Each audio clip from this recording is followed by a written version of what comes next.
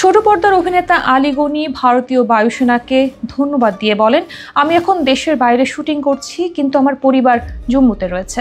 আমার মাথা কাজ করছে না। ঈশ্বরকে ধন্যবাদ, সকলে সুরক্ষিত আছেন। তিনি আরো বলেন, বিনিদ্র রজনী কাটলো, খুবই ভেঙে পড়েছি। আমার পরিবার জম্মু ও কাশ্মীরে রয়েছে। ওরা গত রাতের হামলা দেখেছেন।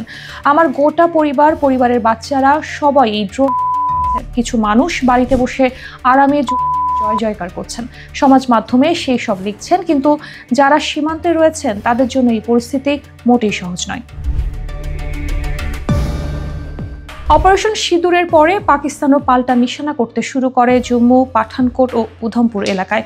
আলী গনি জন্মগতভাবে কাশ্মীরের বাসিন্দা। বৃহস্পতিবার সন্ধ্যের পর থেকেই জম্মু লক্ষ্য করে পাল্টা হামলা শুরু করে পাকিস্তান। বৃহস্পতিবার রাতে পরপর শব্দ গিয়েছে জম্মুতে। আখনুর, সাম্বার মতো জায়গায় সাইরেনও বেজেছে। পাকিস্তানের দিকের আন্তর্জাতিক সীমান্তের ওপার থেকে একাধিক রকেট উড়ে আসতে দেখা গিয়েছে। সম্পূর্ণ ব্ল্যাকআউট করে দেওয়া হয়েছে এলাকায়।